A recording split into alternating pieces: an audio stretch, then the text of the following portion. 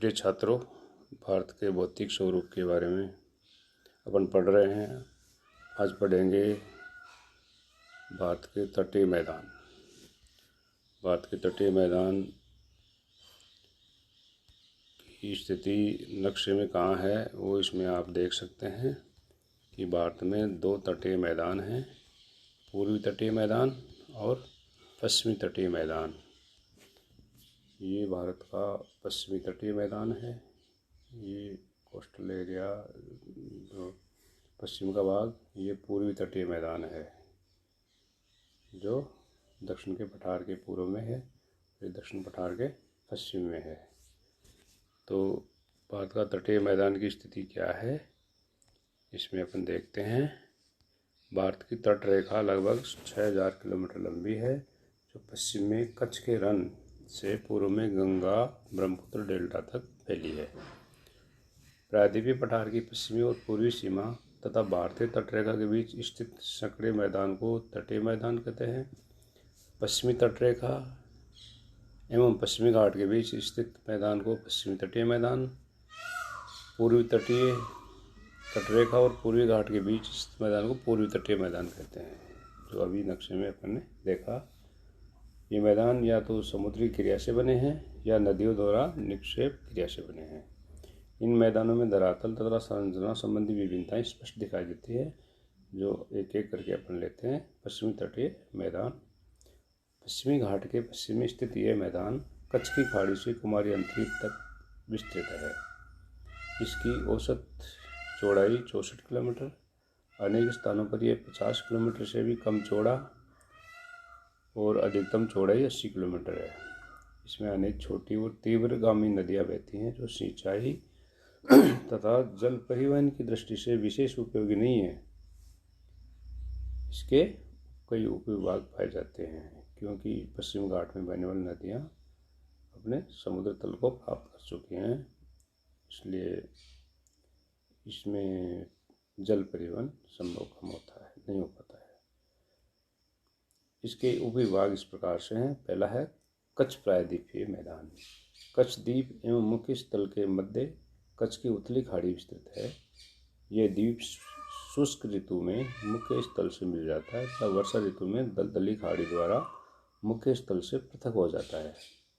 कच्छ का मैदान शुष्क व अर्धशुष्क नमकीन रेतीला मैदान है, जो कभी समुद्र के नीचे रहा था।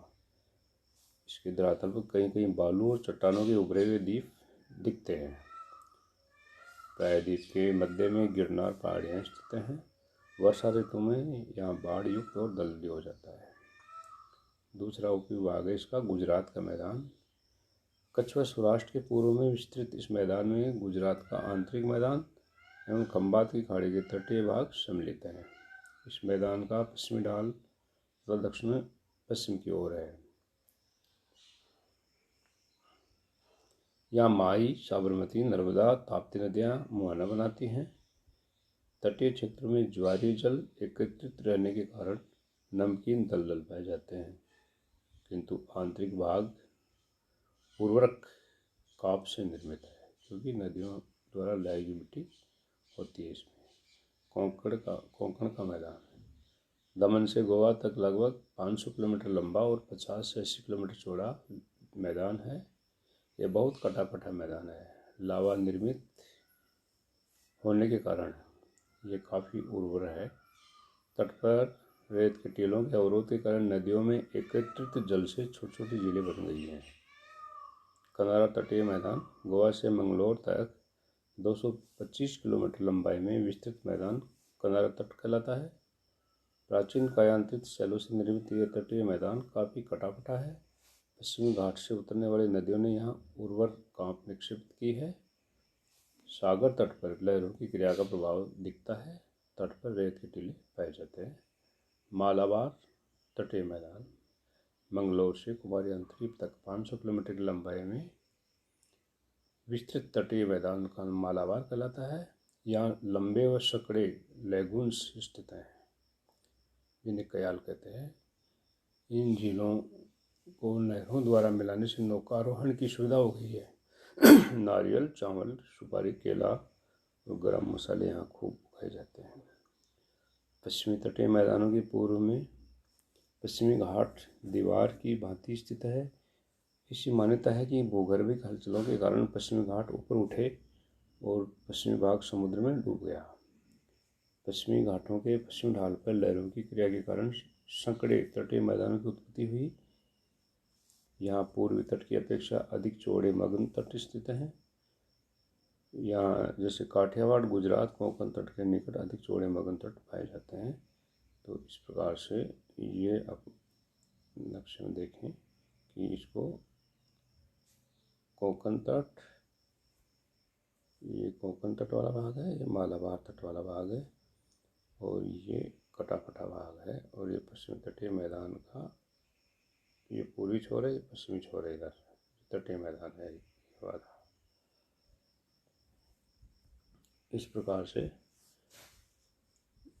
भारत का पश्चिमी तटीय मैदान विभाजित है। अब आता है पूर्वी तटीय मैदान। पूर्वी तटीय मैदान की स्थिति उत्तर में सुवर्णरेखा नदी से दक्षिण में कुमारी अंतरीप तक विस्तृत पूर्वी तटीय मैदान पश्चिमी तटीय मैदान की अपेक्षा अधिक चौड़ा है, चौड़ाई ज़्यादा है इसकी। यहाँ कई नदियों के डेल्टा स्थित हैं।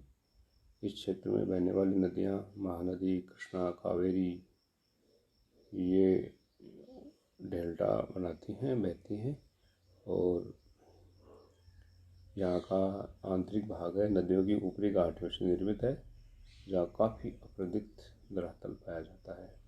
पूर्वी तट का उत्तरी भाग उत्तरी सरकार और दक्षिणी भाग कोरोमंडल तट कहलाता है और ये इसका ये वाला भाग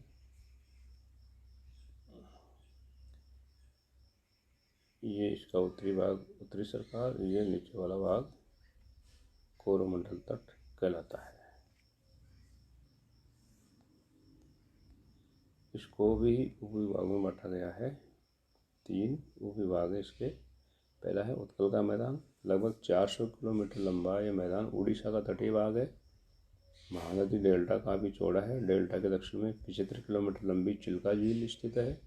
इस झील के उत्तर में तटरेखा लगभग सीधी व सपाट है, किंतु दक्षिण व पश्चिम में पहाड़ी चट्टानें पूर्वी घाट समुद्र के भीतर तक प्रविष्ट हो गए हैं। विशाखापट्टनम का पतन डॉल्फिन नामक चट्टान के पीछे सुरक्षित है। कई छोटी नदियाँ पूर्वी तट पर मुहाना बनाती हैं।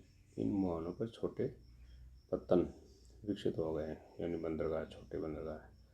दूसरा उपविभाग है इसका आंध्र तटीय मैदान। इसकी रचना गोदावरी और कृष्णा नदियों के डेल्टा से हुई है। इस क्षेत्र में गोदावरी और कृष्णा नदियाँ का डेल्टा है। इन डेल्टाओं के मध्य एक कोलेरू झील है जिसमें कई छोटी नदियाँ गिरती हैं। और तीसरा और अंतिम उपविभाग है तमिलनाडु मैदान।